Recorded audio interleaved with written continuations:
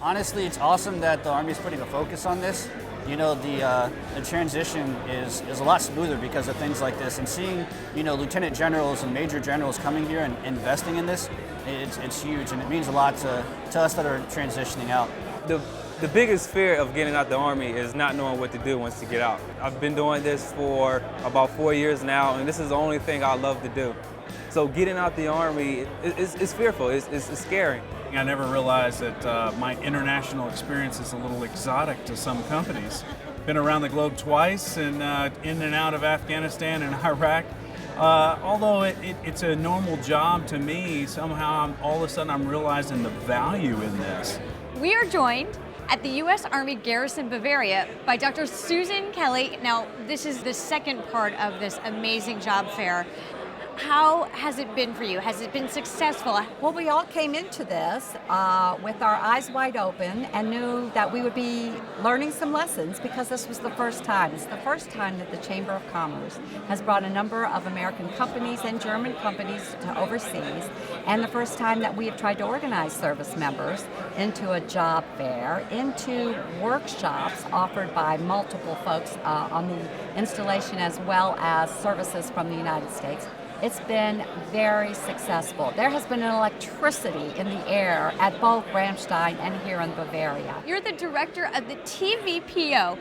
What exactly does that mean? Well, that stands for Transition to Veterans Program Office, and the Secretary of Defense stood the TVPO up to oversee the implementation of a total redesign of the Transition Assistance Program, targeting the hundreds of thousands of service members who are going to be transitioning out of active duty to civilian life over the next several years. What exactly are the programs that the VA is offering for veterans that are in transition and soldiers that are transitioning? Well, actually, the TAP redesign is a partnership with a number of federal agencies. It's unprecedented. We have been joined by Veterans Affairs, who is telling the service members about their benefits that they've earned through Veterans Affairs, as well as teaching them how to apply for those benefits, because it can be some of a complicated matter sometimes. We also are joined by the Department of Labor, who teaches a 3-day curriculum on modern skills for job search in the U.S. economy. We also were joined by the Small Business Administration, who unexpectedly came in and told us veterans are our top entrepreneurs in the country.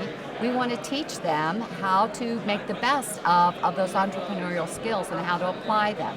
So they teach a 2-day curriculum called Boots to Business. A big partner of ours was the Department of Education, who helped us develop an online curriculum and made sure that all of our curriculum was following adult learning principles. And then the Office of Personnel Management also developed a module to teach veterans how to apply for federal jobs and to take advantage of also their preferences as veterans in the federal government hiring process. How is your organization helping to organize all of that information coming at veterans and transition soldiers? Yes, our veterans and our transitioning service members were telling us that they were just overwhelmed by the number of websites. Some very solid, high-quality websites, some perhaps wanting in the services they actually provided to veterans. So we are now vectoring all transitioning service members through our curriculum to the Veterans Employment Center. And that is being housed on Veterans Affairs e-benefits. You just go into e-benefits, you click on the Employment Center tab, and it introduces you to a single source of information and services and connections to employers, all in one portal for our folks. Let me give you some specifics of the values that you bring to the workforce. You know how to organize your work. You wake up every day. You don't know what's going to hit you. It changes in the middle of the day. You reorganize, you reprioritize. That is a skill that not everybody has in our country's workforce. You know how to build teams. You know when to lead a team also.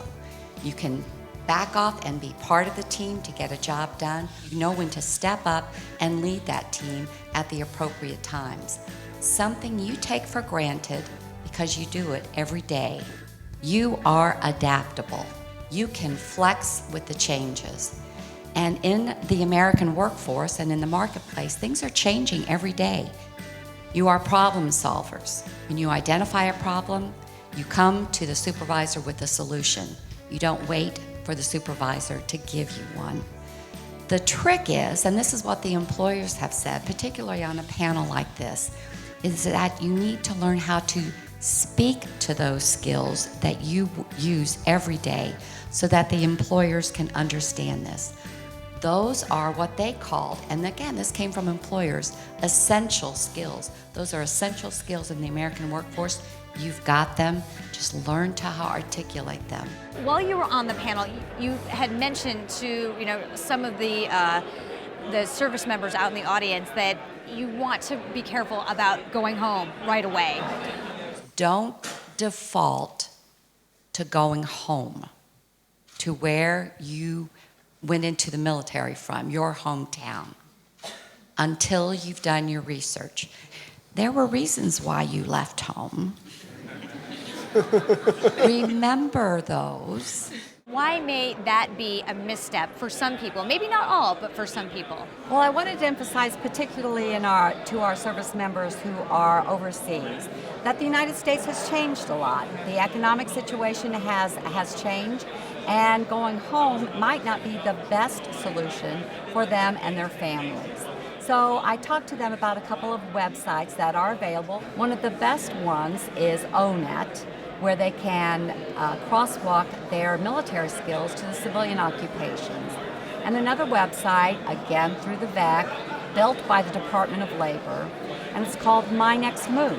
And they can actually zero in on the geographic location to which they want to move and look at the civilian occupations are in demand in that local labor market. They can also see what kind of skills are going to be in demand 5-10 years down the road. So if the military skills that they have earned don't match up with what is in demand in that local labor market, they need a plan B.